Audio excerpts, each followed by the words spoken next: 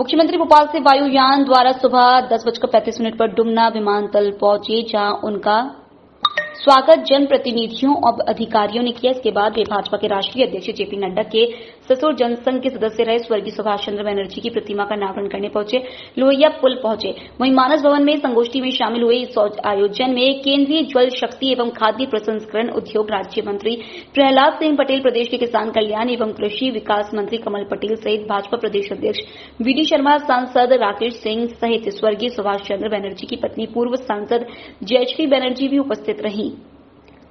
मुख्यमंत्री ने कहा कि सुभाष चंद्र बनर्जी संघ के संस्कारों से युक्त होकर राष्ट्र और देश की सेवा की। इस परिवार के 6 सदस्य आपातकाल में जेल गए। स्वर्गीय सुभाष जी के जीवन में संघ ही था। उनकी तपस्या के कारण जनसंघ यहां स्थापित हो पाया। आज उनकी प्रतिमा अनावरण कर गौरवान्वित हूं। बचपन से ही संघ के समर्पित स्वयंसेवक थे। राष्ट्र प्रेम और देशभक्ति की भावना उनमें कूट-कूट कर भरी थी। संघ के संस्कारों से युक्त होकर 10 साल उन्होंने प्रचारक के नाते काम किया और बाद में पंडित दीनदयाल जी उपाध्याय के मार्गदर्शन में महाकौशल में भारतीय जनसंघ की स्थापना की। भारतीय जनसंघ के संगठन का महाकौशल में विस्तार करने में उनका अतुलनीय योगदान है। वो प्रांत के सहसचिव महासचिव रहे और जबलपुर शहर भी संस्कारधानी के वो लगातार 10 साल अध्यक्ष रहे। जबलपुर के इनायत अली ने एक बार फिर इंसानियत का चेहरा लोगों को दिखाया है। जिला चिकित्सालय में भर्ती एक युवक की मौत हो गई। मृतक के परिजन के पास उसके अंतिम संस्कार के लिए रुपया भी नहीं था कि वो उसका कफन दफन कर सके। मृतक के परिजनों ने गरीब नवाज कमेटी के इनायत अली को मदद की गुहार लगाई। सूचना मिलती इनायत अली जिला चिकित्सालय पहुंचा और मृतक का हिंदू रीति रिवाज से अंतिम संस्कार कराया। मृतक की परिजन ने बताया कि मृतक उनके मामा का बेटा है जो उत्तर प्रदेश में रहता है। वो उनके पास हाल ही में आया था। उसकी तबीयत अचानक बिगड़ने पर जिला चिकित्सालय में भर्ती कराया था।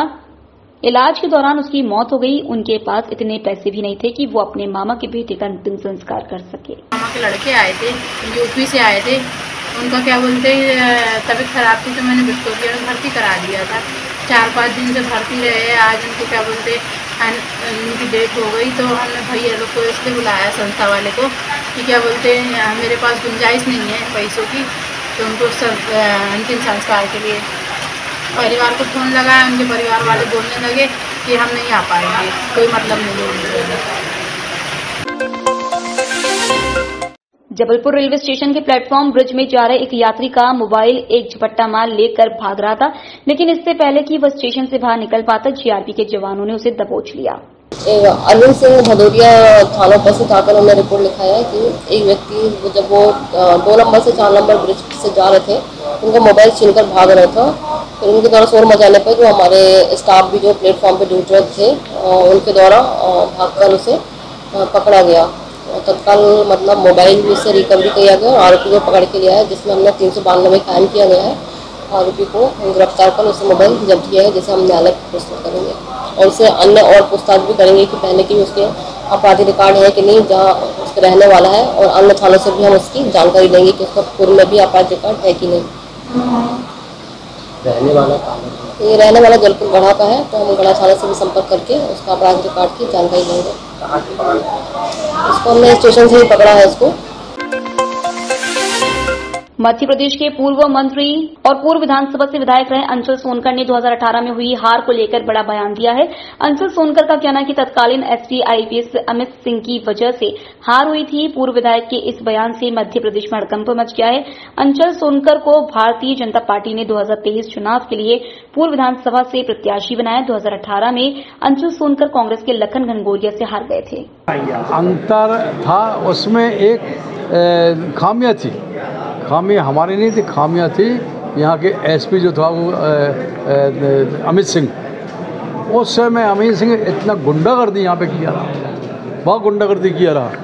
वो हमारे कार्यकर्ताओं को लट चलाया। हमारे कार्यालय में 2-2 बार उसने घुसा, क्योंकि वो अमित सिंह जो यहाँ पे था लखन घनघोरिया के उनके जो मामा हैं, भांजे हैं, उस भांजे के साथ वो क्लास फेलो था, क्लासमेट था।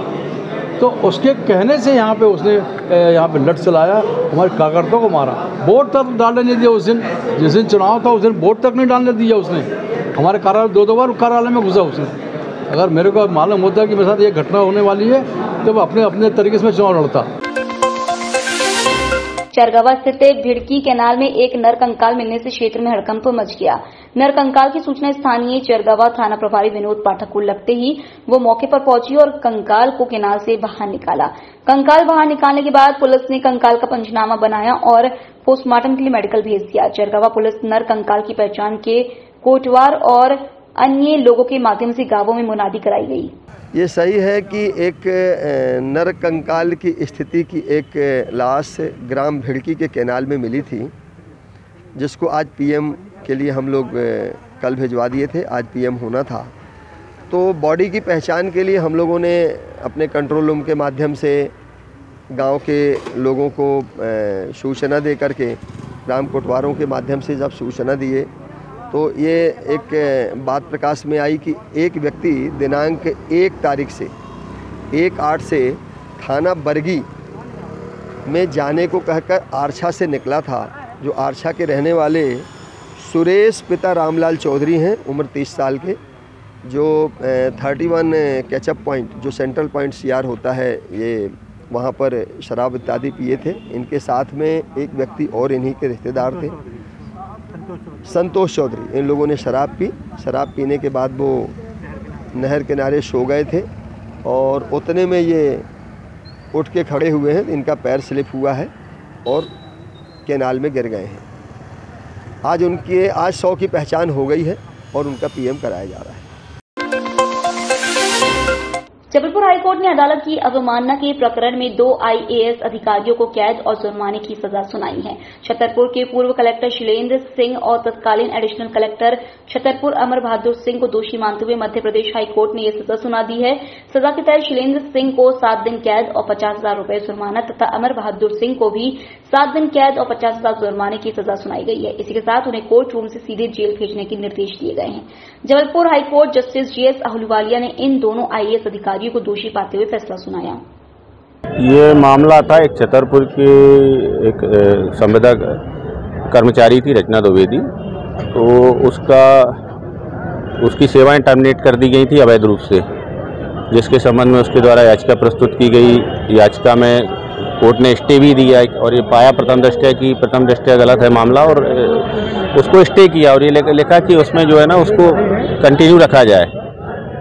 तो उस टाइम पे जो भी तत्कालीन कलेक्टर थे वो शैलेंद्र सिंह और अमर बहादुर सीओ जिला पंचायत, इन दोनों ने माननीय उच्च न्यायालय के उस स्टे ऑर्डर को नहीं माना और उसको कभी भी ज्वाइनिंग नहीं दी। बार बार कोर्ट इनके सामने जाती रही कि कोर्ट का ऑर्डर हमारे पक्ष में है और आप हमें सेवा में लीजिए। ये सन 2021 से चल रहा था।